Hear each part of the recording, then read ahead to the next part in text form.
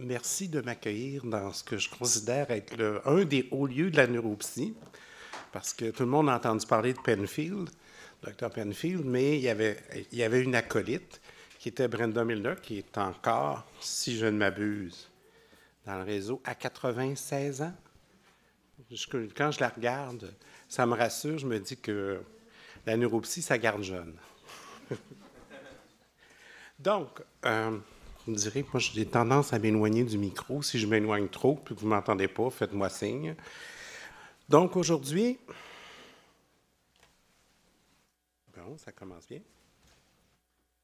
Je vais vous parler des séquelles cognitives après les tumeurs cérébrales, un peu d'où ça vient, parce qu'il n'y a pas qu'une cause. On va parler des principales séquelles cognitives dont les patients ou les clients nous se plaignent, et des types d'interventions possibles, incluant la remédiation cognitive qu'on a eu tendance à négliger jusqu'à présent. Donc, je vais vous faire comme un peu 4 tableaux résumant les interventions pour chacune des principales séquelles cognitives.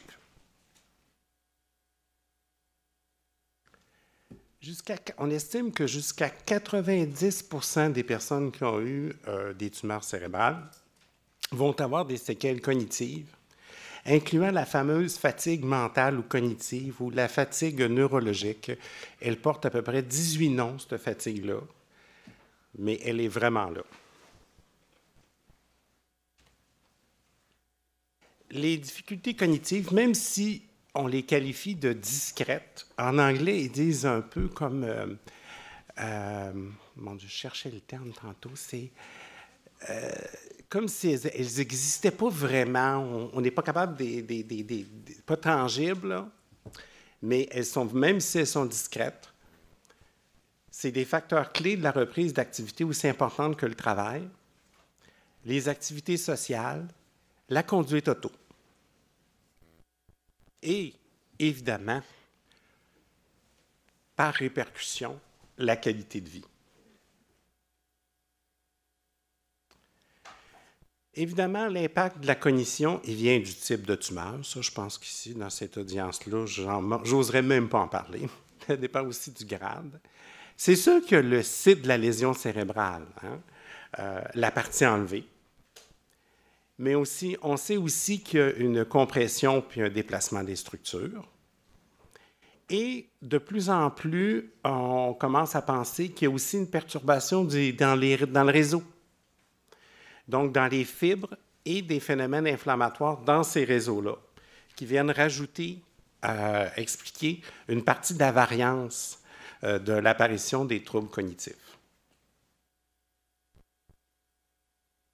Évidemment, la fameuse chimiothérapie, les anticonvulsivants, les analgésiques et les effets secondaires de la radiothérapie, qui ne sont pas nécessairement immédiats, mais qui peuvent arriver beaucoup plus tard.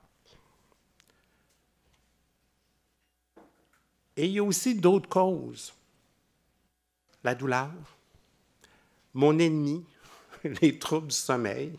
Moi, je dis toujours à mes clients, si tu ne fais pas dodo, tu ne récupéreras pas. Fait que c'est souvent une des premières cibles, puis ce n'est pas évident. L'alimentation, le déconditionnement ou la faiblesse physique, la dépression et les autres problèmes psychologiques aussi, notamment l'anxiété, l'adaptation qui est vraiment pas évidente pour une bonne partie de notre clientèle à une situation où la vie a été menacée ou est encore menacée, parce qu'ils se sentent comme s'ils sont sur du temps emprunté. C'est pas facile de s'adapter à ça.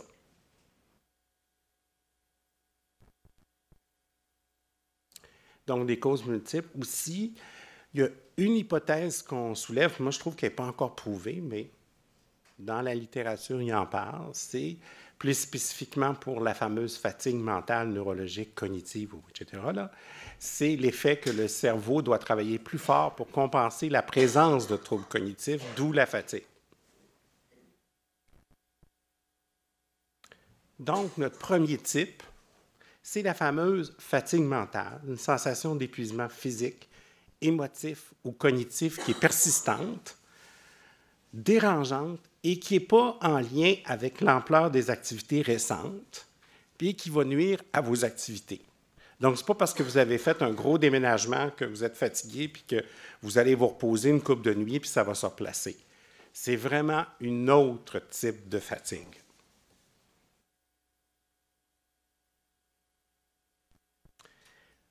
Le deuxième type, c'est l'efficience cognitive, la capacité de traiter rapidement plusieurs données en même temps, de résister aux distractions, donc toute la capacité attentionnelle, de faire plusieurs choses en même temps et de les réussir, évidemment, parce qu'on peut en faire plusieurs.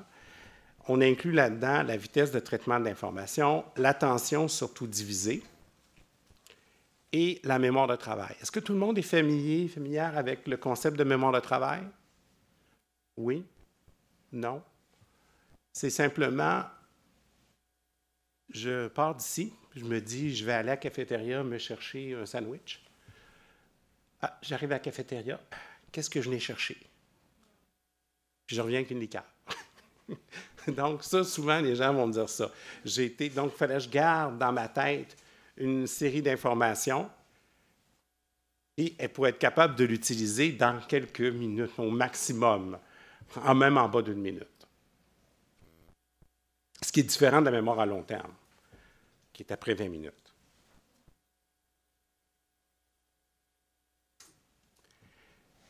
La fameuse mémoire à long terme. Donc, pour apprendre de l'information nouvelle, c'est vraiment pas pour les souvenirs anciens. Hein. C'est assez rare que nos clients vont se dire qu'ils ne se souviennent pas de leur enfance ou de ce qu'ils ont fait avant l'opération ou quoi que ce soit. C'est plus pour retrouver de l'information. Elle est quelque part en tête, mais je ne la retrouve pas au moment voulu, où j'en aurais besoin. C'est ce qu'on appelle le fameux repêchage. C'est moins pour la faire entrer en mémoire et pas vraiment pour la garder dans le temps. Donc, c'est vraiment plus le repêchage. Comment je peux aller la rechercher quand j'en ai besoin. Évidemment, il y a de la mémoire visuelle, de la mémoire verbale. Prospective, c'est ceux qui oublient d'aller sortir les vidanges. Vous allez me dire que vous connaissez des gens comme ça, là, mais c'est ceux qui en ont plus, là. Et que ce n'est pas relié à de la motivation. Et la mémoire épisodique, donc des événements, ce qui s'est passé et quand. Et enfin, nos fameuses fonctions exécutives. Ce qu'on parle souvent, on relie souvent au lobe frontal. Moi, je dis à mes patients, c'est tout ce que tu as besoin pour arriver à tes fins, peu importe ce que tu veux faire avec. Donc, anticiper les conséquences, planifier, organiser, initier. J'en ai beaucoup, moi, des gens, ça ne part pas tout seul. Persister, parce qu'il y en a on peut abandonner rapidement, et inhiber, s'empêcher de faire ou de dire des choses quand ce n'est pas nécessaire. Se corriger et tirer des conclusions. Ça, c'est la meilleure façon d'expliquer c'est quoi l'abstraction mentale. Parce que les gens, quand je dis ça, l'abstraction, c'est quoi? Bien, c'est tirer des conclusions. Je ne dois pas faire ça parce que ça va avoir telle conséquence. Puis, la plupart des gens considèrent maintenant la mémoire de travail comme étant une fonction exécutive.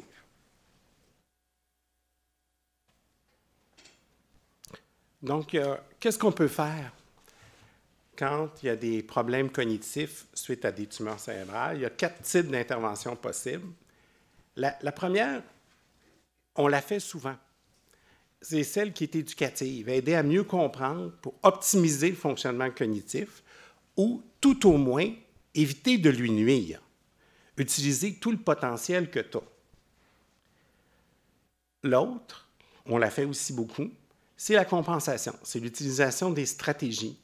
On contourne le problème. Oh, j'ai fait une faute. Bon, avec des trucs ou en modifiant l'environnement. La troisième, c'est des aides externes.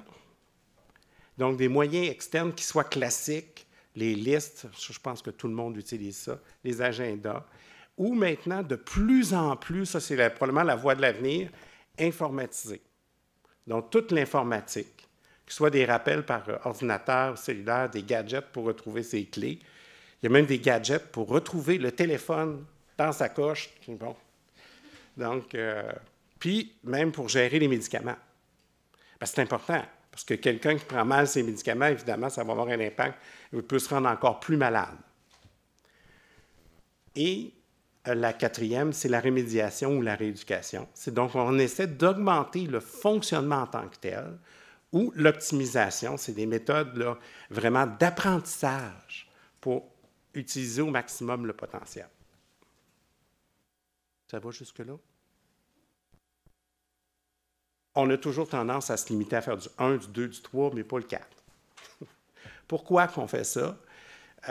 Même nous, je dirais en neuropsy, on était un peu gênés de faire de la rééducation. Pourquoi? Ben, parce que jusqu'à très récemment, les études étaient loin d'être concluantes, étaient plutôt décevantes. Et c'est plaisant. Fait qu'on était un peu gênés, je pense, de jouer avec nos clients. Parce que c'est des fois des activités intellectuelles. Donc, mais, vous savez, dans les disciplines comme la mienne, on se dit, on veut être scientifique, on veut faire juste ce qui est, il y a des données probantes pour, pas faire des choses parce qu'on a entendu parler que, ou ça nous tente d'essayer ça. Non. Jusqu'à présent, on n'avait pas beaucoup d'études qui nous disaient que ça fonctionnait. Et l'autre chose, c'est qu'il y avait une vieille notion que le cerveau, ça ne se guérit pas, surtout au plan cognitif. Donc, il n'y a rien à faire. Pas de plasticité cérébrale. Hein. Quand je suis arrivé, moi, il y a 30 ans, hein, plasticité cérébrale, ouf! Ça, c'est un truc que ça n'existait pas. En tout cas, on n'en parlait pas en clinique. Donc, on n'y croyait pas. Les choses sont en train de changer. On doit aussi tenir compte de d'autres variables quand on intervient en cognition suite à des tumeurs cérébrales. La fatigue, la dépression, comme je vous le disais, et ce qu'on doit viser, c'est la généralisation au quotidien. Parce que c'est bien beau d'avoir appris un truc, mais si la personne ne l'utilise pas, c'est comme en physio puis les prothèses de tiroir. C'est bien beau. Tout le monde a acheté des gadgets électroniques ici. C'est quoi la proportion que vous utilisez? En tout cas, moi, peut-être un gros 20 Ah, j'avais ça. Ah, bon, tu sais. Puis ce qu'on utilise de notre téléphone intelligent, probablement qu'on utilise un 20 Ça peut être un peu la même chose pour tout ce qu'on va faire en cognition suite aux tumeurs cérébrales.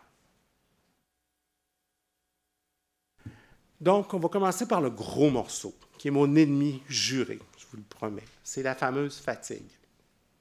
Première des choses, je pense que c'est vraiment important d'éduquer, d'enseigner aux gens que c'est vraiment pas la même chose que la fatigue commune. C'est pas en allant dormir que tu vas récupérer.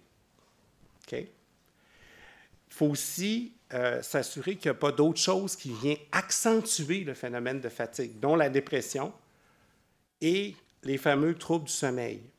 Dans ma clinique, je ne vois pas juste des gens avec des tumeurs cérébrales. Et une des choses que j'ai remarquées, puis j'étais surpris, j'ai été vérifier les données, mais il y a un grand nombre de gens avec d'apnée du sommeil. C'est assez fascinant. Bien, c'est sûr que si tu fais de l'apnée du sommeil, tu ne respires plus la moitié de la nuit. Là. Je dis ça, je charrie un peu, là, mais ça n'aide pas à la récupération. Et c'est une des causes des AVC et des problèmes cardiaques. Donc, c'est sûr que là, tu n'as pas une bonne qualité de sommeil. Donc, comment récupérer? Puis, il y a le simple manque de sommeil. Il y a des gens qui ne dorment pas. Puis, je n'ai pas besoin de vous dire que c'est quand même un symptôme majeur, les problèmes de sommeil dans la dépression. Donc, si on traite ça, déjà, on peut améliorer la fatigue. Moi, je dis toujours, on enlève une couche. On n'a pas tout. Puis il n'y a rien qu'on règle tout en même temps, mais si on peut enlever cette couche-là, c'est déjà intéressant. Il y a aussi le fameux déconditionnement physique. Hein. Dès 8 semaines, puis on sait que notre gang, ils vont aller à l'hôpital, hein? Ça ne bouge pas fort dans un hôpital. Bien, je veux dire, les clients, là. Ça bouge peut-être autour, là, mais tu peux rester longtemps dans un lit et ça n'aide pas pour la fatigue non plus. L'impact de la douleur dans les deux sens. Et l'hygiène de vie. Et ce qui est vraiment recommandé, c'est vraiment une reprise de l'activité physique bien dosée, graduellement, lentement, adaptée à la condition, en fonction de la récupération et au bon moment. Parce que c'est sûr que j'ai déjà vu des clients dire « Je vais en faire, moi, de l'exercice, je vais en faire. » Puis ils la font à 8 h, 9 h le soir. Qu'est-ce que vous pensez qui arrive? Dors plus. Puis couchable, comme les enfants. Puis couchable, cet enfant-là. Donc, puis, évidemment, puis de le faire aussi au bon moment. Tu sais, moi, je vais vous dire que c'est l'heure du midi, c'est un bon moment pour aller faire un peu d'exercice. Je ne ferai pas ça le soir. Si j'ai fini à 8 h, non. Non. Je ne sortirai pas de là. Tu sais, ça va. Mais, puis peut-être pas le matin. Mais chacun choisit le moment où il y en a le plus. Puis souvent, les gens avec des tumeurs cérébrales, c'est pas le matin qui sont les meilleurs pour partir. Je vous dirais que la fenêtre est assez restreinte, où ils peuvent faire des activités. Là. Mais si c'est bien fait, ça redonne et on regagne graduellement sur la fatigue. Est-ce qu'on enlève tout? Non. Mais on regagne. Et on regagne de la qualité de vie en même temps. Évidemment, il y a la diète. Je ne rentrerai pas dans les détails parce que c'est assez compliqué. Mais il y a des choses qui peuvent être faites. Puis on sait que maintenant, il y a des choses qui peuvent aider pour la fatigue. Ça va-tu pour la fatigue? Donc, éducation. Compensation. Établir des priorités. Je vais vraiment me dire, là c'est une valeur, là, je ne peux pas tout faire, mais il y a quelque chose qui, moi, est important pour moi. Ça va me redonner de l'énergie. Choisir le bon moment pour faire les tâches exigeantes. Est-ce que c'est le matin ou en fin d'avant-midi? Alterner entre les différents types de tâches, plus intellectuelles et physiques. Et ce que me disait une des kin chez nous, c'est la position debout-assis. Celle-là, je n'y avais pas pensé. C'est-à-dire qu'ils font des activités debout puis assis. Paraît-il que c'est moins pire. Et les fameuses micro-pauses. Les micro-pauses, ça ne dure pas longtemps, mais le truc pour que ça fonctionne, puis ça, je l'ai remarqué. Je l'ai essayé moi-même. Moi, je les essaye toutes moi-même. Hein? Là, il n'y a rien de mauvais là-dedans. C'est toutes des choses, à me dire, c'est simple. Hein? Mais on ne le fait pas toutes. On n'en fait pas la moitié de ça. Mais nos clients sont obligés. Ils sont pris. Ils ont un problème majeur de fatigue. Et les micro-pauses, ce qui est important, c'est de ne pas attendre d'être brûlé. Ce que font habituellement nos clients. Ils se défoncent. Ils essayent. Puis là, ils sont vraiment brûlés. Puis ils ne la voient pas venir à la fatigue. Hein? Je ne sais pas si vos clients sont de même, mais les miens, ils ne la voient pas venir.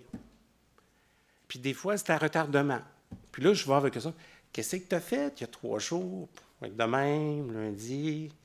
Ah, ben je me suis couché tard. Ah, OK. On découvre, mais a posteriori, qu'est-ce qu'ils ont fait? Des fois, ils ont des choix à faire. Hein? J'ai une vie, je veux vivre, je veux me coucher tard, je veux avoir du plaisir, je vais en payer le prix en fatigue.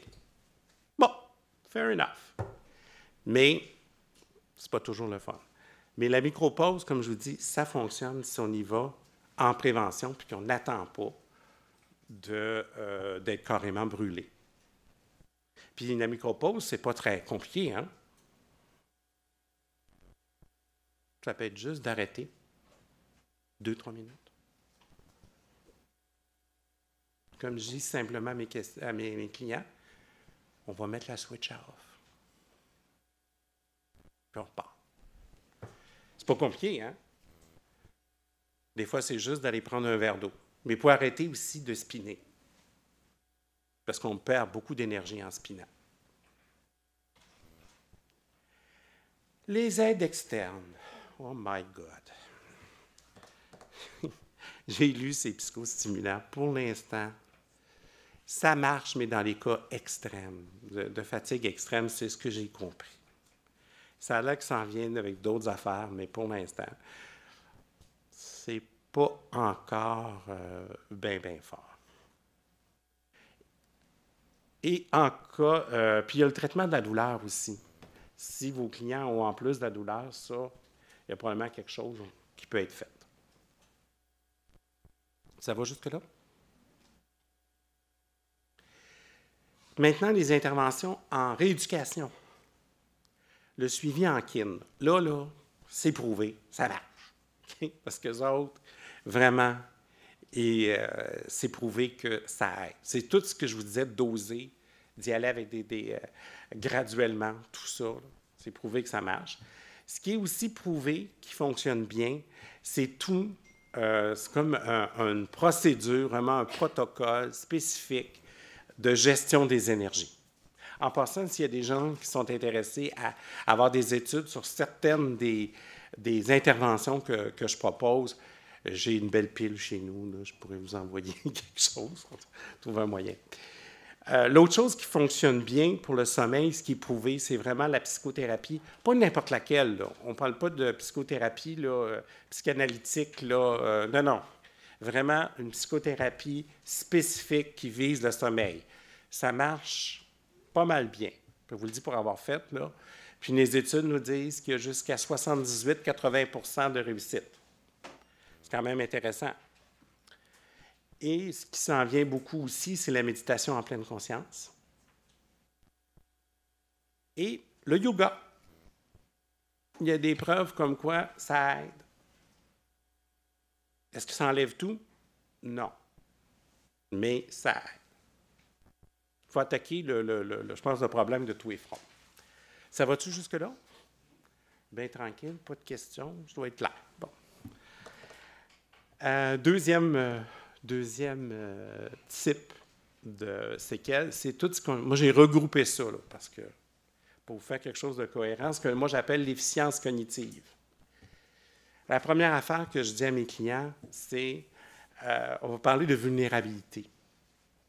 Tu ne peux pas être efficient au plan cognitif, être attentif, capter de l'information, manipuler de l'information si tu es extrêmement stressé. Puis tu n'as pas l'impression d'être en contrôle.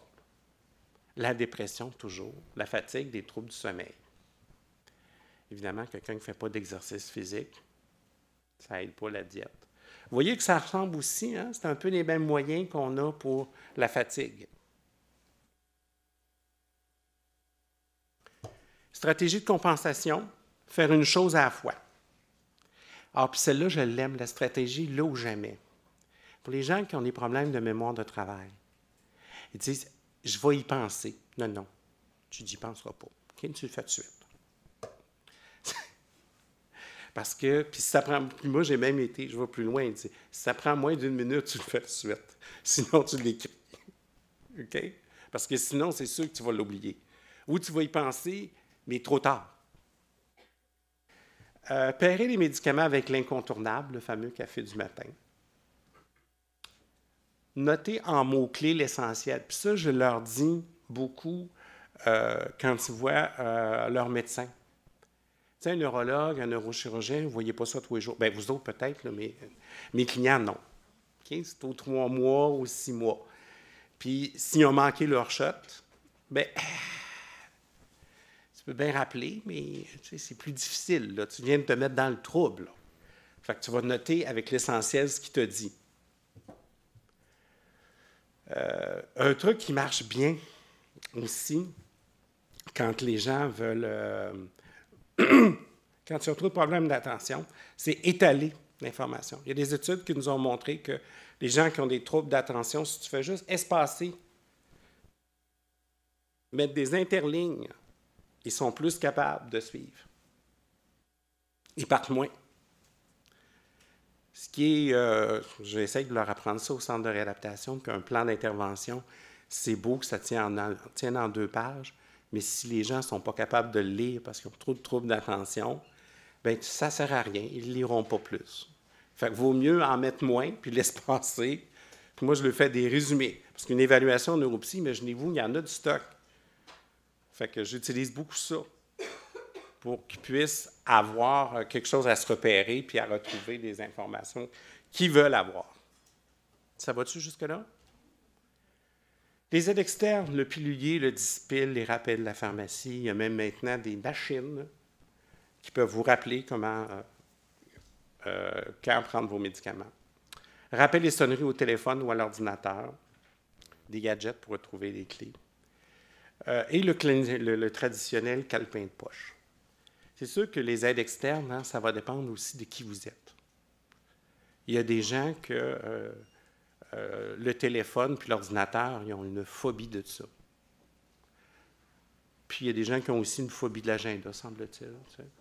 Donc, on y va avec ce qui est le mieux. Puis on y va aussi avec ce que la personne a déjà. C'est beaucoup plus facile. Tu sais, moi, j'ai déjà dit, on s'était dit, on va mettre un agenda pour un tel client, tu sais. Là, on va envoyer l'éducateur à la maison, voir ce qu'il y a, tu sais. Un très beau calendrier. On y va avec ça. On bonifie.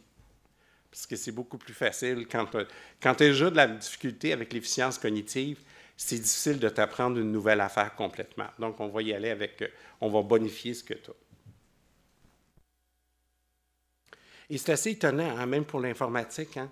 Je reviens en fin de semaine, je suis allé à une formation sur les nouveaux outils technologiques. Ça va être vraiment faramineux. Et j'ai été surpris parce que les deux qui donnaient la formation, ils travaillent en démence. Moi, je dis, voyons donc, toi, des vieux en plus, tu sais. Ils ne voudront pas. C'est assez fascinant comment ils apprennent. Donc, nos gens qui ont des tumeurs cérébrales, que ce n'est pas supposé être évolutif, ils pourraient drôlement en bénéficier. La rémédiation, il y a des tâches d'attention qui existent, surtout divisées. Et une que j'aime beaucoup, c'est la régulation de l'attention. Parce que c'est ce qu'on fait dans notre vie de tous les jours. Est-ce que vous portez attention à tout?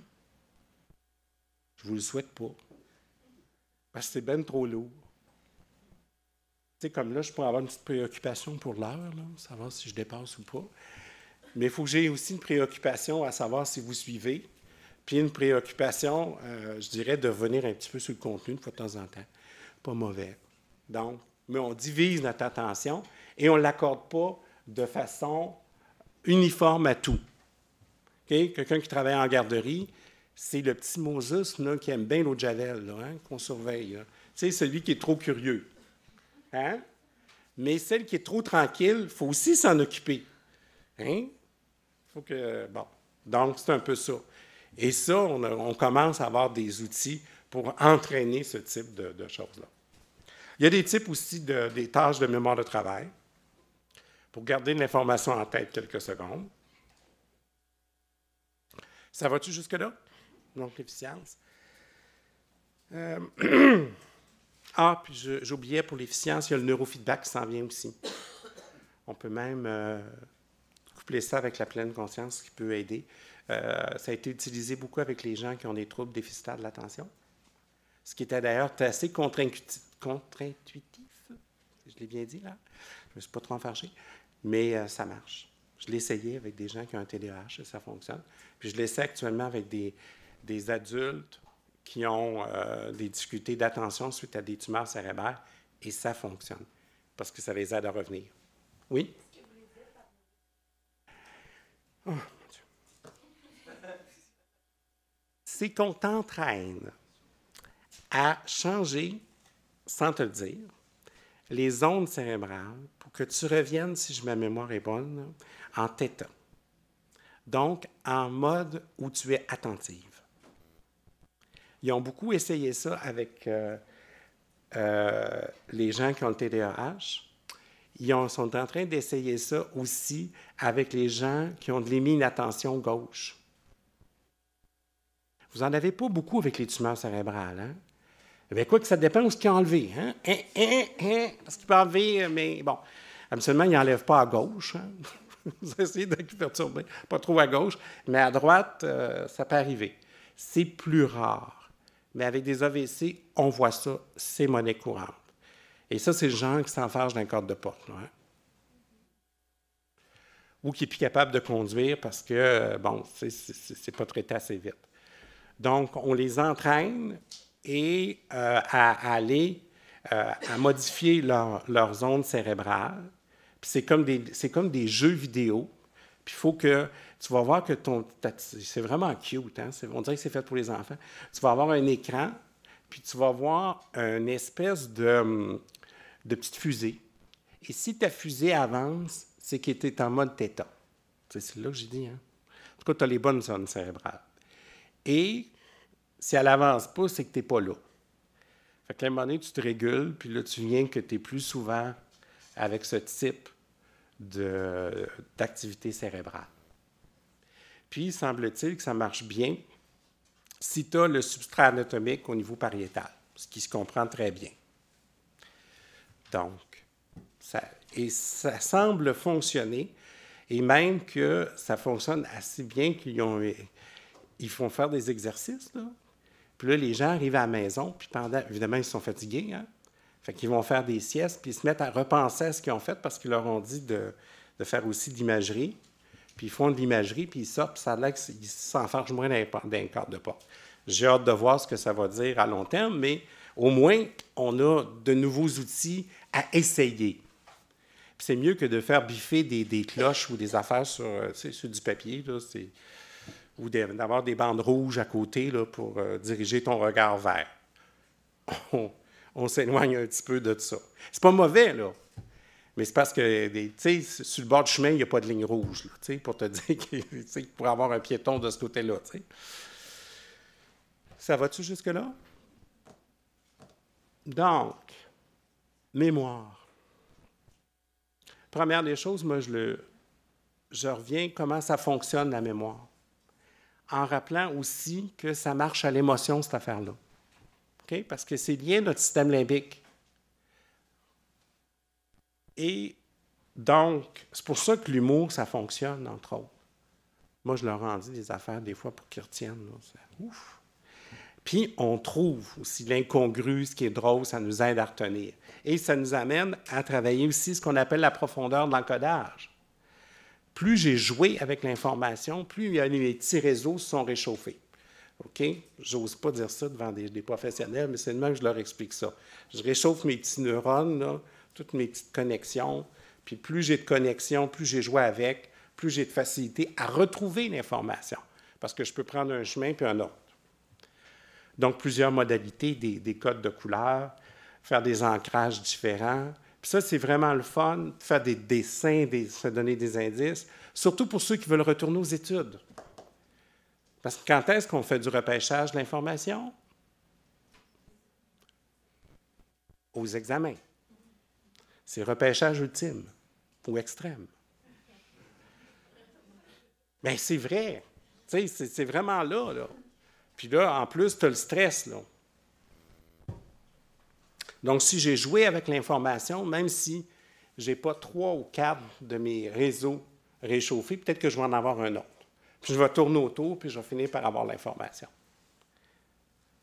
Ça va-tu jusque-là? Compensation. Se donner des repères visuels ou verbaux, dépendants. Des fois, la mémoire verbale est la plus atteinte, mais leur mémoire visuelle est meilleure. C'est pour ça qu'on fait les deux, hein? Des fois, les gens se demandent pourquoi pas une mémoire. Non, il y a des mémoires. Écrire, écrire, écrire. Pourquoi? Parce qu'écrire, ça capte ton attention. Fait qu'au moins, tu n'as pas l'attention, comme je dis, tu n'as pas l'attention d'un genre, tu sais, qui ne te dérange pas. C'est sûr que le bon vieux truc de garder toujours nos objets à la même place. Bon, OK, ça fait un peu obsessionnel, là, mais c'est très efficace. C'est mieux que de les chercher. Okay? Structurer l'environnement. Il y a des gens qui vont me dire « Ah, mais avant, je n'avais pas besoin de faire ça. Même si j'avais mis mes factures à telle place, c'est pas grave quand venait le temps des impôts. » Mais là, tu t'en souviens plus, hein? Donc, la filière, puis on apprend une façon de classer. Souvent, d'ailleurs, pour introduire ça, moi, j'attends une gaffe majeure. Le temps des impôts est un temps propice aux gaffes majeures. Dit le gars qui a cherché ses lunettes 3 jours de temps. Fait que, d'ailleurs, je me demande où ils sont rendus. Ah, ils sont ici, c'est correct. Donc, prévoir des moments de retour aussi. Ça, je me disais, c'est important pour s'assurer d'avoir parlé, par exemple, de tous les points importants, d'avoir tout couvert. T'sais? Surtout quand on ne les voit pas souvent. On les prépare à nos clients quand ils viennent voir le neurochir. Là. On fait de la drill. C'est simple, mais il faut que tu parles de ça, de ça, de ça. N'oublie pas de parler de ça. Il y a des aides externes, les bonnes vieilles listes, le papier, crayon informatisé, les aides mémoire. De plus en plus, j'ai des clients qui utilisent l'appareil photo. Génial. Et les paiements préautorisés, les avances de facture, tu n'as plus besoin d'y penser, ton bel est payé. Mets ton énergie ailleurs. T'sais.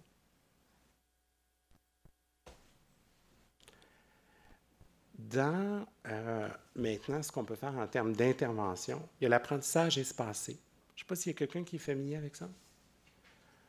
En fait, je devrais dire, le terme exact, c'est le repêchage espacé. Faudrait que, Lucie, tu t'arroses mes plantes pendant que je vais être partie. Je reviens 5 minutes plus tard. Lucie, hein, t'oublies pas d'arroser mes plantes quand je vais être partie. Je reviens 20 minutes plus tard. Plutôt que de répéter 3-4 fois rapidement, j'espace graduellement la période de temps où je reviens. Et ça, là, c'est incrusté. Après ça, je l'ai fait encore il y a 2 semaines parce que le gars, il n'était pas capable de se rappeler du nom de sa coordo clinique. Puis c'est bien plate, mais c'est parce qu'il y a un problème à régler, c'est elle, il faut qu'il appelle. Fait que ça, là, c'était une information. 10 minutes qu'il me reste? Oh, c'est bon. C'est une information très, très importante. L'apprentissage sans erreur, c'est simplement que je ne vous laisse pas faire d'erreur. Si je veux que tu apprennes, par exemple, à pitonner, dès que je vois que la main te glisse vers le mauvais endroit, oups, je te replace pour que ton cerveau, en fait, subcortical, apprenne. Il y a des techniques d'imagerie visuelle, des techniques, le PQRST, ça c'est bon pour les gens qui veulent retourner aux études parce que c'est vraiment plus l'analyse du contenu et faire toutes sortes de plans d'organisation. L'association visage-nom, c'est une technique que je ne vous décrirai pas en long et en large, mais qui fonctionne aussi. La plus vieille des méthodes, la méthode des lieux, pour retenir une liste de choses, ça a été inventé par les Grecs. Fait que ça ne date pas d'hier. Puis tu places des affaires à des endroits, puis après ça, tu les retrouves dans ta tête. C'est beaucoup d'imagerie. Ça fonctionne. Il y a même un programme qui a été fait pour les personnes âgées, mais qui est vraiment là, qui fonctionne très bien avec tout le monde, qui s'appelle le programme Mémo. Je ne sais pas s'il y en a qui en ont entendu parler. Pour optimiser la mémoire chez les personnes âgées. Donc, qui est sur cette base-là. Il me reste les fonctions exécutives. Là, je vais leur dire, il faut que tu changes tes habitudes. Quand on a des problèmes exécutifs, il n'est plus question d'être bordélique. L'autre chose sur laquelle j'insiste beaucoup, c'est sur le confort qu'apporte l'organisation, parce que ça te donne du contrôle. Et qu'on évite le trouble. Moi, je pars souvent d'une catastrophe pour dire, bon, on peut s'organiser autrement. Puis pas tomber toujours dans le même piège. Qu'est-ce qu'on a comme moyen de compensation? La liste de priorités. Parce que souvent, les gens qui ont des atteintes exécutives, ils partent dans toutes les directions. Ça, c'est le TDAH typique. Là. Ça part, puis c'est ouf, il y a du stock. Mais tu finis jamais rien. Si tu as une priorité, donc on fait un plan d'action décortiqué en étapes successives avec des listes, tout ça, ça s'apprend. Il y a même le Goal Management Training, qui est une approche très systématique de ça. Et mon préféré, le petit 15 minutes de lousse. Parce que souvent, nos clients, quand ils ont des difficultés au niveau exécutif, ne sont pas capables d'estimer le temps. C'est une des choses les plus difficiles. Les lésés droits aussi. Fait que quand on a un lésé droit frontal, on est fait. Il va être en retard. Il va manquer ses rendez-vous. Aussi, phénomène des TDAH. En privé, ils payent cher, ils apprennent vite. Mais je leur dis, bien, c'est simple. Tu arrives 15 minutes avant, tu iras prendre un café.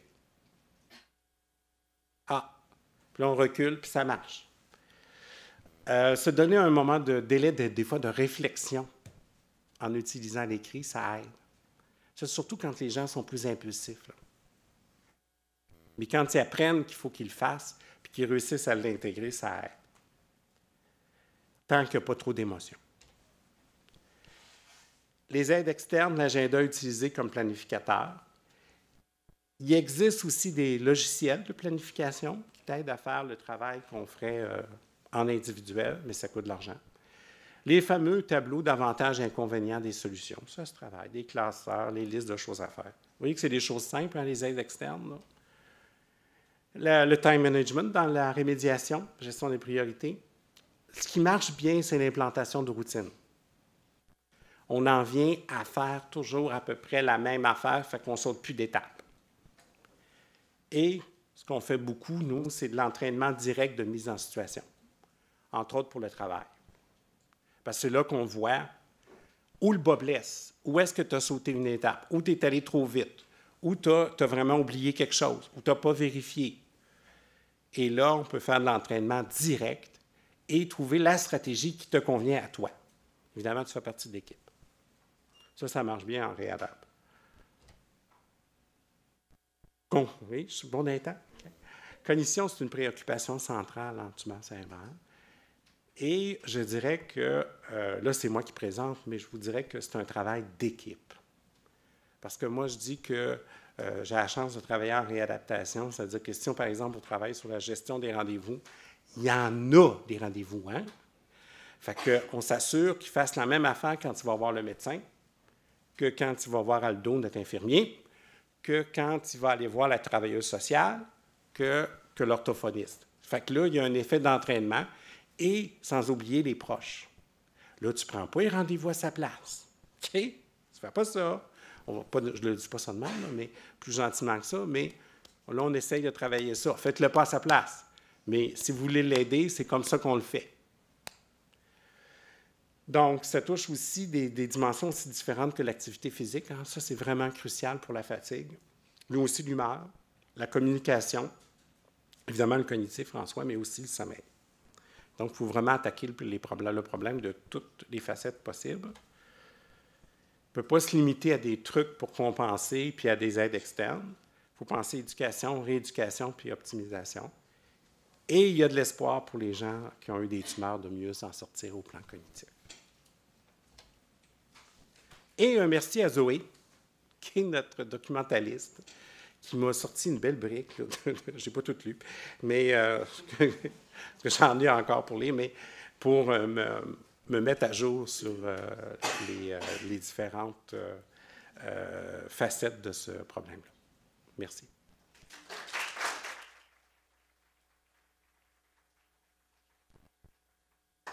On a-tu encore du temps pour les questions? Ou j'ai gobé tout le temps? Non? Questions?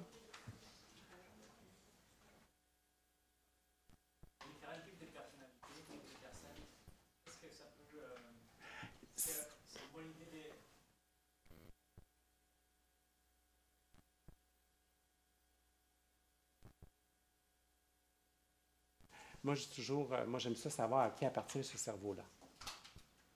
J'aime ça savoir à qui appartient ce cerveau-là. C'est-à-dire, c'est qui la personne. Quand j'ai commencé à travailler, je travaillais avec des jeunes, je travaillais sur la Rive-Sud, puis c'était avec des TCC, je ne sais pas s'il y en a qui en ont déjà vu, puis il y avait beaucoup qui avaient des accidents de VTT, là, de 4 roues. J'ai un agenda, ça se transporte bien mal sur un VTT. Ça ne marchera jamais avec lui.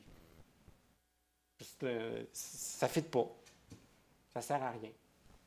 Okay? Donc, plus tu connais la personne, plus tu peux savoir quelle méthode de compensation ou qu'est-ce que tu peux y offrir qui va aller avec. Tu sais, j'en ai que c'est des cols blancs, l'agenda, ça va très, très bien. J'ai des jeunes qui sont plus geeks, laisse-moi te dire que hey, c'est in d'avoir un ordinateur puis d'avoir une tablette. Ça, c'est trop vieux, ça, les tablettes. Ça nous prend un ordinateur, ça nous prend le cellulaire avec tout dedans, puis ils en savent plus que moi. T'sais. Mais tu vois, on y va avec c'est qui. Puis aussi, ce que je dis toujours, où est-ce que tu vas aller avec tes skis? C'est-à-dire, qu'est-ce que tu veux vraiment être capable de réussir à faire? C'est-tu de retourner à l'école? C'est-tu d'être capable de ne pas oublier d'aller porter tes enfants à la bonne place? Ou tu veux retourner travailler? Qu'est-ce que tu veux?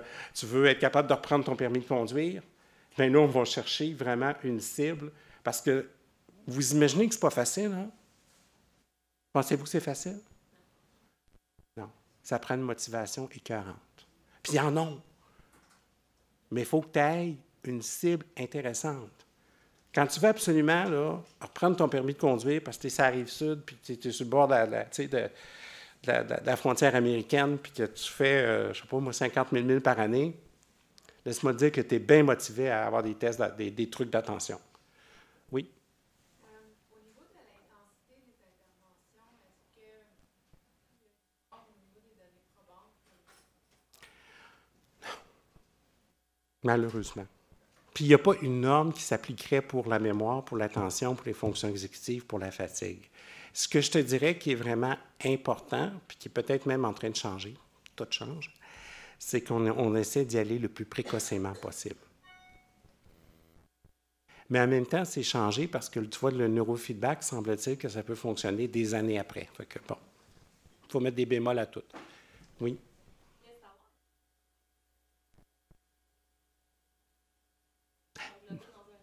C'est englobé dans un autre programme. C'est AVC, là, il faut que je le dise comme il faut, AVC et autres lésions cérébrales acquises non traumatiques. Hey, je l'ai réussi à le dire, je suis bon.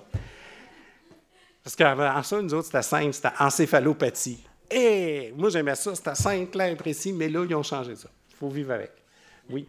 Moi, je vous remercie beaucoup. Ça me fait plaisir. 3 ans, j'ai été opéré, puis je pense que j'ai essayé de lire beaucoup de choses pour essayer justement de voir ce que je vois très clairement aujourd'hui à l'intérieur de votre présentation. Je pense que j'ai lu énormément de livres, essayer de justement tout ça ensemble. Pas si simple de se retrouver avec des séquelles post on essaie de. Moi, j'avais un job de médecin auparavant. Puis il faut arriver à faire le deuil de plusieurs trucs autour de ça aussi. La question du sens aussi dans lequel on va avec tout ça, qu'est-ce qu'on fait. Mais je pense que vous donnez beaucoup d'éléments précis, quotidiens, dans lesquels moi j'ai travaillé. Le matin, je m'amuse à faire des mots croisés. Mon matin de mots croisés. Il faut se stimuler le cerveau. On réchauffe le cerveau. J'ai réussi à mettre une certaine ordre pour vous dire que c'est parfait.